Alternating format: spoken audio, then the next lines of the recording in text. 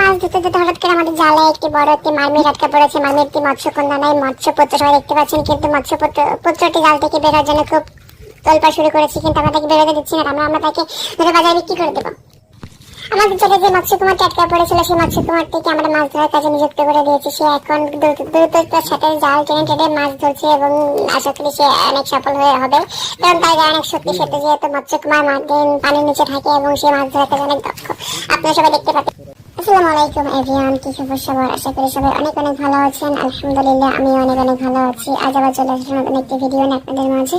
আজ আমি আমার ভিডিওতে দেখাতে চলে আসছি গ্রামের মাছের ঘের থেকে কিভাবে মাছ শিকার করা হয়। আশা করি সবার অনেক পছন্দ হবে, আর দয়া করে কেউ ভিডিও টেনে দেখবেন না, সম্পূর্ণ ভিডিও দেখবেন। চলুন আজকের ভিডিও শুরু করা যাক।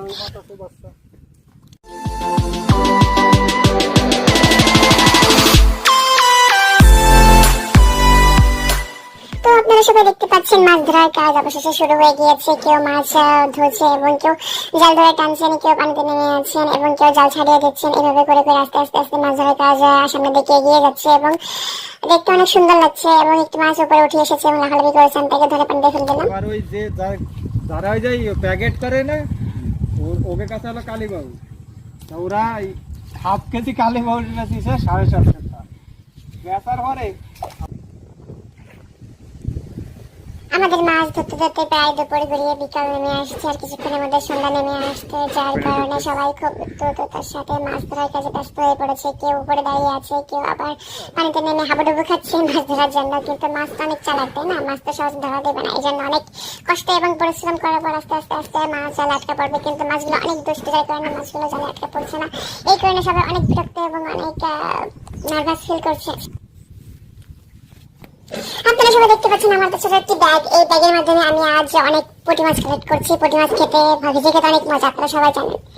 আমাদের মাছ ধরতে ধরতে হঠাৎ করে আমাদের জালে একটি বড় একটি মারমিট আটকা পড়েছে। মারমিটটি মৎস্যকন্যা নয়, মৎস্যপুত্র সবাই দেখতে পাচ্ছেন, কিন্তু মৎস্যপুত্রটি জাল থেকে বেরোর জন্য খুব তোলপাড় শুরু করেছি, কিন্তু আমরা তাকে বেরোতে দিচ্ছি না। আমরা তাকে ধরে বাজারে বিক্রি করে দেবো।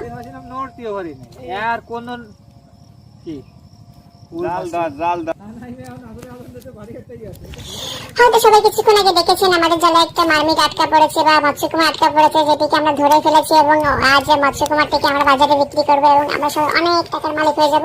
তো এখন আমি মাছ ধরার অভিযানে নেমে পড়েছি এবং দুটি চিংড়ি মাছ খুঁজে পেয়েছি। আসলে চিংড়ি মাছ দুটো অনেক দুষ্ট, একে অপরের সাথে অনেক মারামারি করছে। তারপরেও আমি ওদের দাড়ি ধরে টেনে হেঁচড়ে উপরে উঠিয়ে নিয়ে এসেছি। এখন ওদের আমার ব্যাগের ভিতর ভরবো এবং দেখতে পাচ্ছেন যে চিংড়ি মাছ দুটো আসলে অনেক সুন্দর চমৎকার দেখাচ্ছে এবং দূর থেকে একজন আসছে চিংড়ি মাছ দুটোকে ব্যাগের ভিতর ঢুকানোর জন্য। তো আমিও ওনার কাছে নিয়ে